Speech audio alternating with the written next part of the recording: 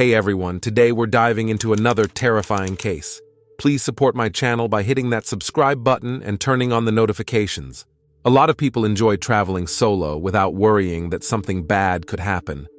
The main perks are the total freedom to do whatever you want, the ability to quickly adjust plans, and the rare chance to spend time alone with your own thoughts and feelings. However, alongside these benefits, there are also plenty of risks, especially for women who decide to take solo trips. The tragic story of Maria Luisa Cedeño, which happened in 2020 in Costa Rica, shocked the entire country and later made headlines internationally. The case drew widespread attention because it occurred at an expensive hotel in a popular resort area, and the victim was a well-known doctor who headed the anesthesiology department at one of the country's largest medical centers. Who was Maria Luisa Cedeño? Maria Luisa Cedeño was born on May 29, 1977, in La Fortuna, San Carlos, in the province of Alajuela, Costa Rica. She was the youngest of 5 children in a modest family. Her relatives were all simple workers with no education beyond what they got in school. From a young age, Maria Luisa was ambitious and very determined. She wanted to help others and dreamed of becoming a doctor, promising herself she'd be the first in her family to get a college degree. In school, her favorite subjects were chemistry and biology, and after graduating in 1994, she was accepted into the medical school at the most prestigious university in the country, located in San Jose. As a student, Maria Luisa moved to the capital and stayed there for the rest of her life, though she kept close ties with her family, regularly visiting and staying in touch with them. In 2000, after completing her degree, she started working as an anesthesiologist at one of the largest medical centers in the capital. She quickly advanced in her career, constantly learning and improving her skills. By 2015, Cedeño had become the head of the anesthesiology and recovery therapy department. She was loved and respected by her colleagues and became quite a prominent doctor, though she achieved all this by sacrificing her personal life. For a long time, Maria Luisa was alone and completely devoted to her work. In 2017, when she was 40, she started a romantic relationship with a doctor from the same hospital, although he worked in a different department. She believed he was the love of her life, someone she could build a strong and happy family with. However, at the beginning of 2020, the couple broke up because he started seeing a younger colleague. For Maria Luisa, the breakup was a devastating blow. She fell into a deep depression and buried herself in work for months, barely noticing anything around her. Her only comfort was her little dog, Mofalti, who she treated like her child. The last vacation. In July 2020, Maria Luisa decided she desperately needed a break and a change of scenery before she lost her mind. At the time, the COVID-19 pandemic was spreading worldwide, and various restrictions were in place to slow the virus. She chose to head to the coast and stay at a small but cozy hotel called Le Mansion Inn, located in the scenic Punta Arenas. This resort is usually popular with tourists from all over the world, but with the pandemic and strict lockdowns, it was almost deserted. At the hotel where she checked in, only a few rooms were occupied. However, the peace and quiet were exactly what she was looking for. Maria Luisa planned to spend the weekend there and head home on Monday. She brought along her beloved dog, Mofalti. She stayed in a ground-floor room that had a second door leading to a private courtyard. These rooms were designed for travelers with pets so that the animals could go outside and take care of their business in a designated area. All the other rooms with courtyard access were empty at the time.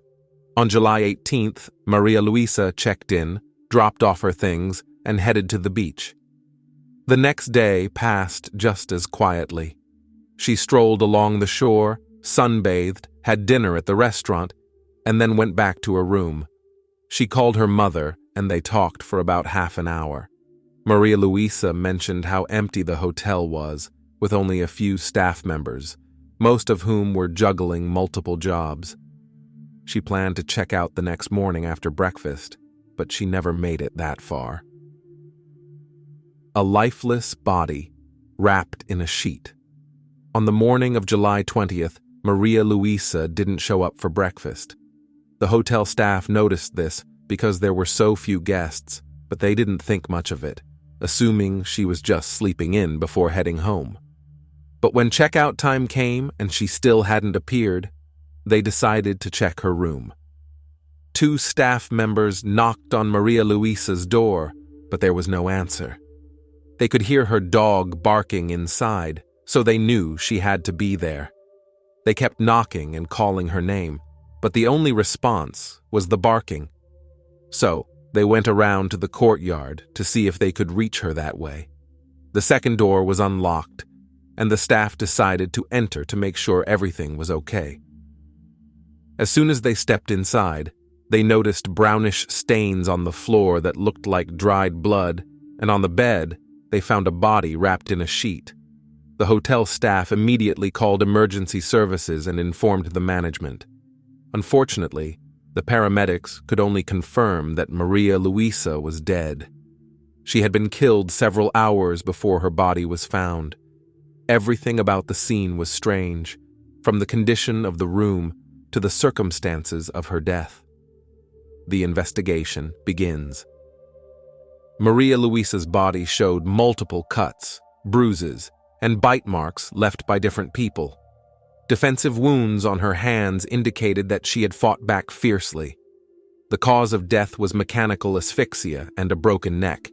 Someone had strangled her so hard that they broke her cervical vertebrae. The autopsy also revealed that she had been sexually assaulted before she died. Next to her bed, there was a bottle of mineral water, an open bottle of expensive wine, and 2 glasses. According to the maid, Maria Luisa had indeed ordered these items the night before, but she had been alone. The records of her keycard showed that after receiving her delivery, she didn't leave the room, and no one entered. However, the glass door to the courtyard didn't require a key, so the attacker could have gotten in that way. The hotel had plenty of security cameras, which might have shed some light on what happened. But it turned out none of them had been working for months. The administration claimed that due to the pandemic and the drop in guests, they had cut costs by shutting off the cameras.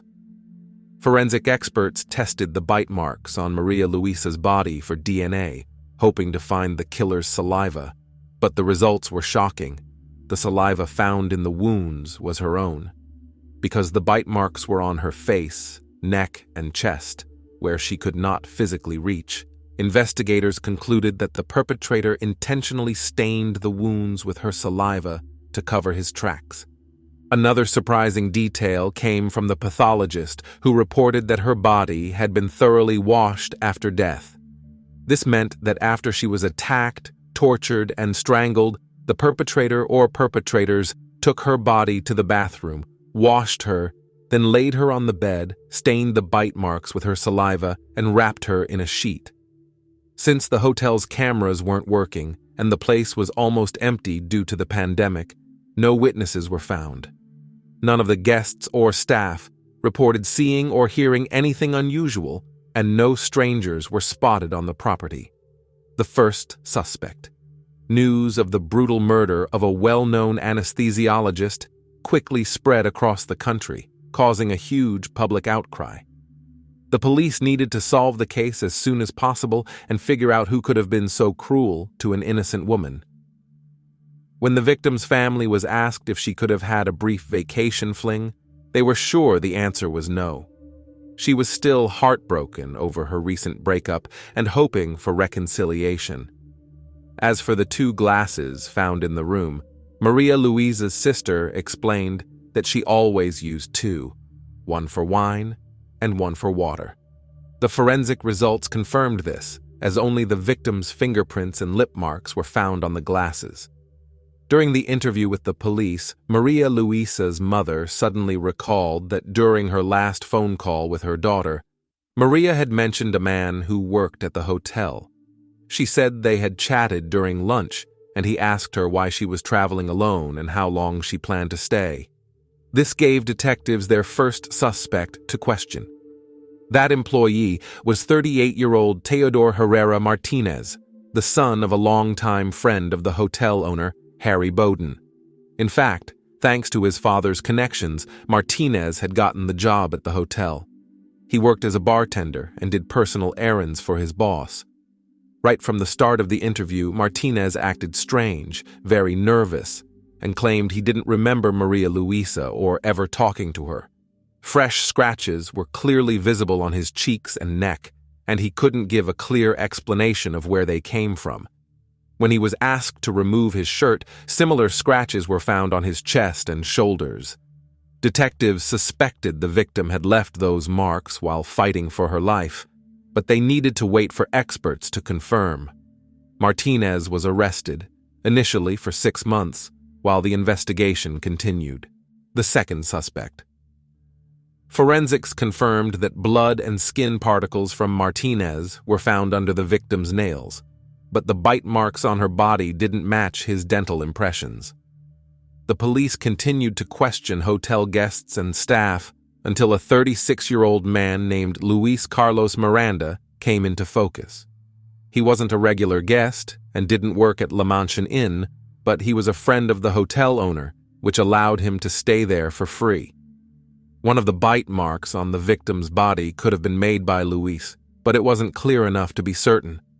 Still, the police arrested him as a second suspect for 6 months, just like Martinez. Miranda, too, denied ever seeing Maria Louisa or having any contact with her. The third suspect. About a week and a half after the shocking murder, a third suspect was arrested, Harry Bowden himself, the 69-year-old hotel owner.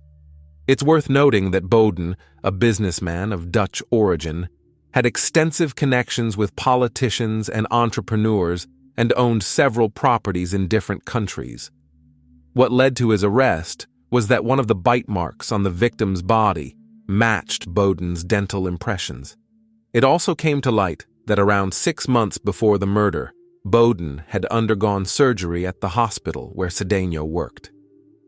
Despite Bowden insisting that he had never seen the woman before, police believed he might have noticed her during that time, taken her contact information, and lured her to his hotel. Initially, due to his age and health issues, Bowden was placed under house arrest. However, when he suddenly changed his residence without notifying the police, he was taken into custody, as there were fears he might try to leave the country. There was a fourth person involved in the case, Bowden's young husband, a man named Yader Daniel Abanda. However, no evidence was found against him. Abanda denied involvement in the crime, claiming that his partner was not feeling well that night and did not leave their room. The investigation's theory. Once the autopsy and forensic results were in, investigators concluded that there were 3 attackers. There were no signs of ropes or restraints used to immobilize the victim, but all of her limbs showed bruises from fingers and palms, indicating she was held down by hand. In Maria Luisa's mouth, experts found fabric fibers and a thread, which suggested she had been gagged. This likely explained why none of the other guests or staff heard any screams, even though the victim's injuries and signs of torture showed she must have desperately called for help. In Maria's phone, found in her room, there were messages to her sister, where she praised the hotel, saying how beautiful, cozy, and quiet it was. She mentioned how attentive and helpful the staff was, and she even noted that she had spent the evening chatting and dancing at the bar with a man who served coffee and looked after the property. Based on the description, this was Martinez. From the beginning, Martinez was the prime suspect. He was the only one of the 3 suspects with visible scratches. His skin and blood were found under the victim's fingernails, and his biological material was found in her body despite attempts to wash it off. However, casts of his teeth did not match the bite marks on her skin. Since Maria Luisa hadn't left her room after returning that evening and hadn't let anyone in, investigators believed that the attackers entered her room through the door leading to the courtyard. She might have left it unlocked so her dog could go out, and since the neighboring rooms were empty, no one would have noticed. The attackers likely moved quickly. Once inside, they knocked Maria unconscious with a blow to the head, gagged her, and then tortured and assaulted her for several hours. When they were done, they strangled her so violently with their bare hands that they broke her neck. Afterward, they washed her body in the bathroom, placed it on the bed, and wrapped it in a sheet, contaminating the bite marks with her own saliva. The trial. All three suspects denied any involvement in the crime, each claiming they were asleep in their rooms that night. But there were no witnesses to confirm their alibis except for the hotel owner's husband, whose testimony was questionable from the start. However, strange text messages were found on the suspects' phones. In them, they shared disturbing intimate fantasies, and the day before the crime, they talked about a guest who was alone. The public trial didn't begin until September 2022, more than 2 years after the murder. 71-year-old Harry Bowden appeared in court in a wheelchair, as his knee problems had worsened, making it difficult for him to walk. Right away, the prosecution faced challenges in proving the involvement of Bowden and Miranda. The evidence against them was mostly circumstantial. Text messages on their phones and dental impressions, which the defense argued should be dismissed because the bite marks weren't a perfect match with their dental records. The expert who was supposed to testify about the bite marks on the victim had been hired by Bowden's lawyer. This orthodontist flew in from Madrid and claimed that the marks found on the victim's skin weren't strong enough evidence and couldn't definitively link the suspects to the crime. The day after his testimony, the expert returned to Spain, but the prosecution questioned his credibility. A follow-up investigation revealed that this individual wasn't properly accredited and was only a so-called expert by name. His testimony was thrown out, but the prosecution still struggled to prove the connection between the two main suspects and the bite marks. The prosecution argued that a crime this brutal and calculated couldn't have been committed by just one person. They believed at least 3 people were involved in the assault and murder. The defense, however, challenged this, pointing out that one strong man could have carried out the crime alone. The verdict. The only undeniable evidence was against Teodor Herrera Martinez. In addition to his semen being found inside the victim and his skin particles under her nails, investigators also found Maria Luisa's blood on both the outside and inside of his shoes, with the shoe prints matching those found at the threshold of her room and near the bed. As a result, Martinez was found guilty on all charges and sentenced to 50 years in prison, with no possibility of parole. Given that he was 40 years old at the time of sentencing, this was effectively a life sentence. Martinez admitted that he had been intimate with the victim that night, but claimed it was consensual and insisted that someone else must have killed her after he left. Since there was no solid evidence against Bowden and Miranda, aside from the bite marks and text messages, their involvement couldn't be proven. Both men were acquitted and released in March 2023. However, in September of that same year, an appeals court reviewed a complaint filed by the victim's family and ordered the case to be reopened. By that time, though, both Bowden and Miranda had long since left Costa Rica. They fled the country as soon as they were released from court. Currently, they are living in the Netherlands, and even if the new trial finds them guilty, they won't face any punishment. This is because there is no extradition agreement between the Netherlands and Costa Rica, despite the severity of the crime. Thanks for watching, guys. Don't forget to subscribe to my channel. There are a lot of shocking stories coming up.